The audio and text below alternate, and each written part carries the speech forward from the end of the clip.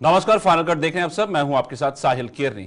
केंद्रीय गृह एवं सहकारिता मंत्री अमित शाह ने कांग्रेस पर गहरा आघात किया है। उनका आरोप है कि नेशनल कॉन्फ्रेंस के अलगाववाद से प्रेरित घोषणा पत्र पर कांग्रेस का मौन इस बात की तस्दीक करता है कि कांग्रेस अभी भी जम्मू कश्मीर में 2 संविधान और 2 झंडों की कामना करती है। उन्होंने कहा कि मौन समर्थन करने वाले ये भूल जाएं कि 370 और 35A की कभी वापसी हो सकती है। 370 और 35A इतिहास बन चुका है और अब कभी भी लौटकर वापस नहीं आएगा। केंद्रीय गृह मंत्री ने भाजपा के संकल्प पत्र का हवाला देते हुए कई जम्मू कश्मीर के लिए बड़ी घोषणाएं की हैं।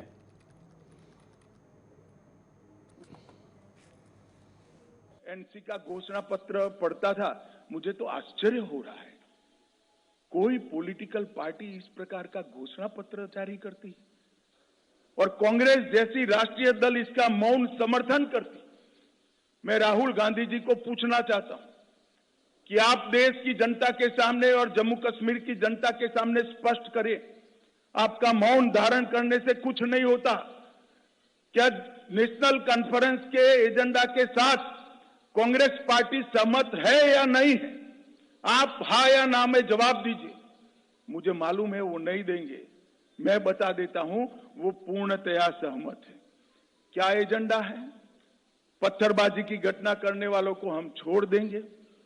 टेररिज्म के केस में जो जेल में, इन पर पुनर्विचार करेंगे। जो टेररिस्टों के सगे संबंधी पर कठोर कार्यवाही की है, इस पर पुनर्विचार करेंगे। फिर से 2 झंडे प्रस्तावित करेंगे। क्या कांग्रेस पार्टी ये एजेंडा के साथ सहमत है? क्या आप 370 फिर से वापिस लाना चाहते हो? इसकी बात आपने करनी चाहिए। धारा 370 की परछाई में यहां पर अलगाववादियों की मांगे, हुर्रियत जैसे संगठन और हुर्रियत जैसे संगठनों के नतमस्तक होती हुई सरकारें हमने देखी थी।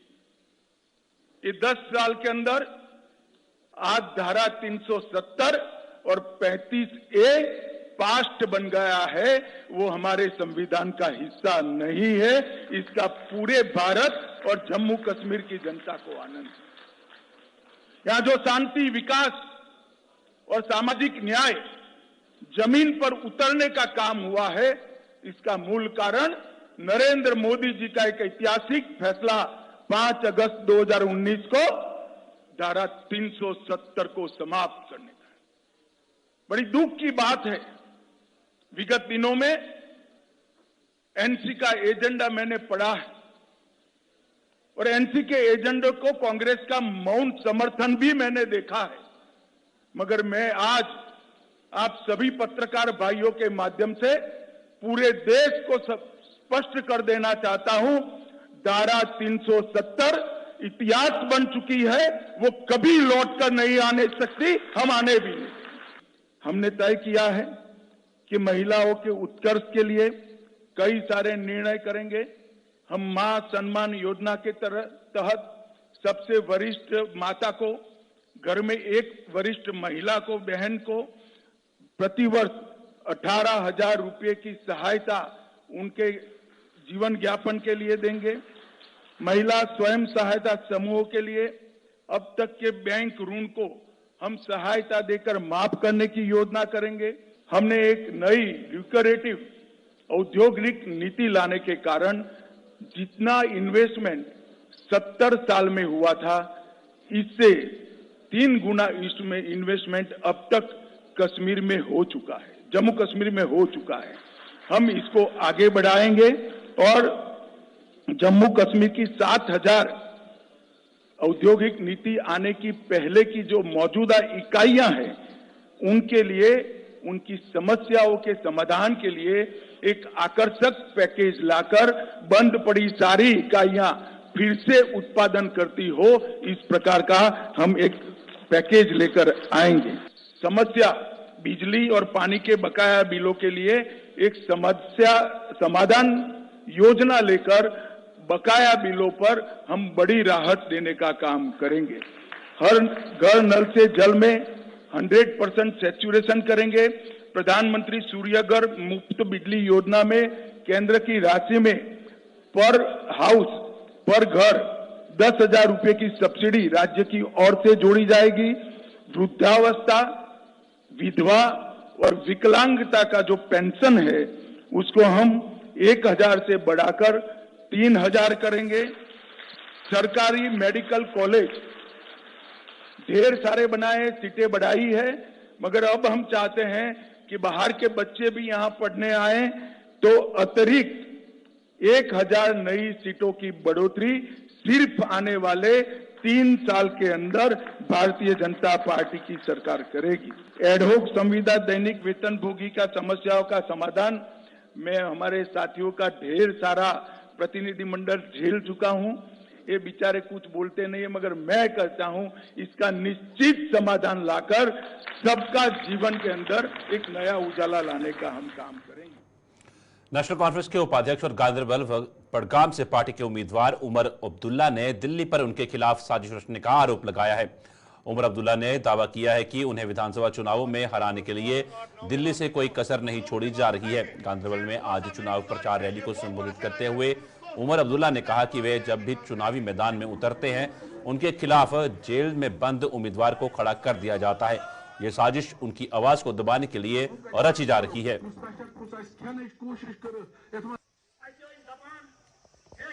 जब बारामूला में मेरे खिलाफ एक शख्स खड़े हुए जिन्होंने जेल से कागज भरे थे,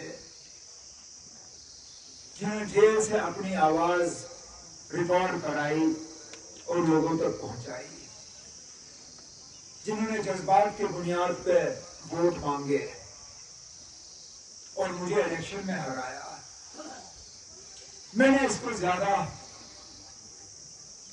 खतरनाक नहीं समझा।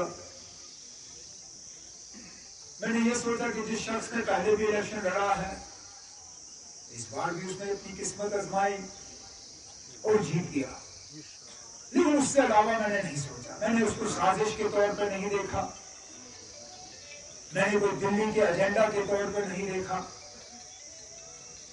मैंने ये समझा कि मेरी किस्मत खराब थी, उसकी किस्मत ठीक थी और नतीजा निकला। लेकिन जब मैंने गांधरबल इलेक्शन लड़ने का फैसला किया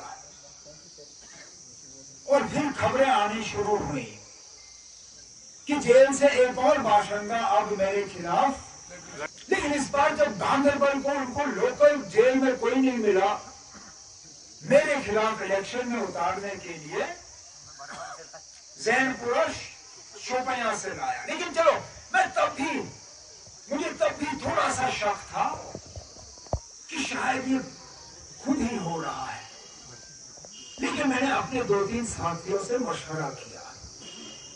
मैंने कहा ना, मैं साबित करना चाहता हूं कि ये दिल्ली की साजिश रचाई जा रही है और इसको करने का एक ही तरीका है कि हम एक और सीट जो है वो लड़ेंगे, लेकिन हम बताएंगे नहीं किसी को कि हमने कौन सा सीट लड़ना है। उसने अपने कागज बीरवा से तैयार किए। जब दोपहर को मैंने बडगाम से अपना दूसरा कागज का हिस्सा भरा, ये लोग फंस गए थे क्योंकि मैंने पहले बीरवा से अपनी तैयारी की थी। अब इससे आपको पता चल जाता है कि जम्मू कश्मीर में और खासकर कश्मीर में किसी और सियासतदान को दिल्ली वाले खामोश करने की कोशिश नहीं कर रहे हैं जितना वो मुझे खामोश करने की सेंट्रल यूनिवर्सिटी के लिए। भारतीय जनता पार्टी के चुनाव प्रभारी जी किशन रेड्डी ने आज के दिन की शुरुआत जम्मू के बाहू फोर्ट स्थित मां काली के मंदिर में शीश नवाकर की। जी किशन रेड्डी इन दिनों विधानसभा चुनावों को लेकर जम्मू कश्मीर के प्रवास पर हैं और आज वे अपने व्यस्त शेड्यूल से कुछ समय निकालकर मां काली यानी बावे वाली माता के मंदिर में पहुंचे और वहां माथा टेक कर देश की खुशहाली के साथ साथ विधानसभा चुनाव शांतिपूर्वक संपन्न होने की मन्नतें मांगी।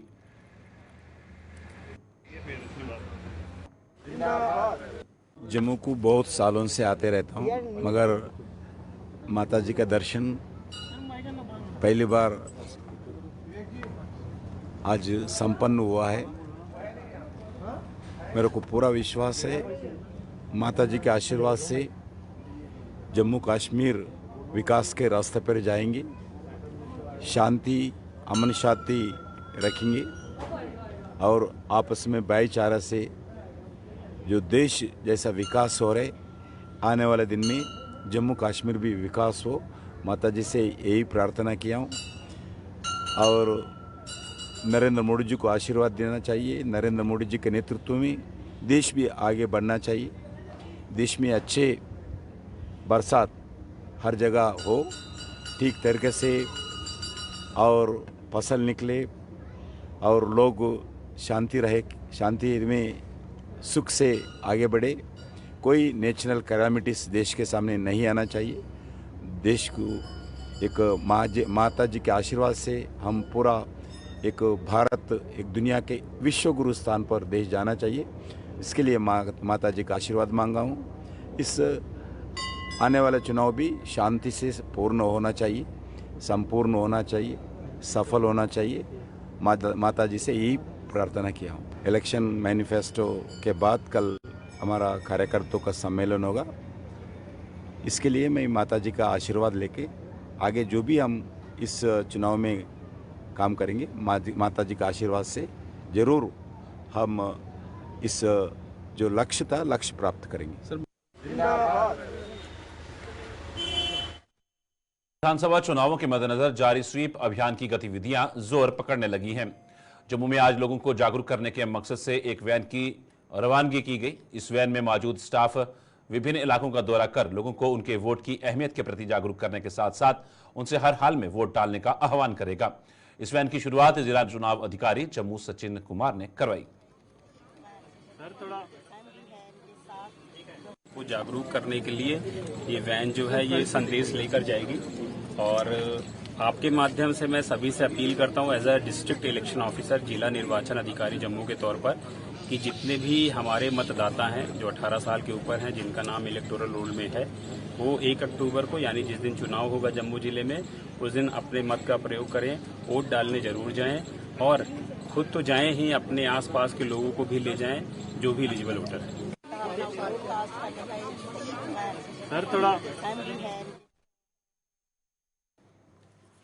खबरों का सिलसिला यूं ही चलता रहेगा। फिलहाल वक्त हो चला छोटे से ब्रेक का, जल्द लेते हैं वापस।